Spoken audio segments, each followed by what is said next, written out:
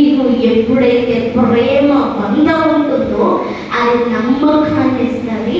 ఆ నమ్మకాన్ని బట్టి నా దేవుడు నా పాత జీవితంలో ఉన్నాడు, నా ప్రజెంట్ జీవితంలో ఉన్నాడు, నా రాబోతున్న జీవితంలో ఉంటాడు.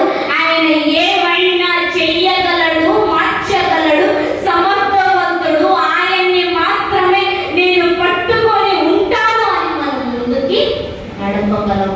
అదే ప్రేమ లేకపోతే, నమ్మకం లేకపోతే ఏం చేస్తాడండి దేవుడు? పోయినసారి అలాగే అయ్యింది, ఇప్పుడు కూడా అలాగే అవుతుంది. దేవుడు కార్యం చేస్తాడేంటి? లేకపోతే దేవుడు ఇస్తాడేంటి? లేదంటే దేవుడు మా జీవితాన్ని బాగుపరుస్తాడేంటి అన్న ప్రశ్నలు మాత్రమే ఉంటాయి. అదే ప్రేమ.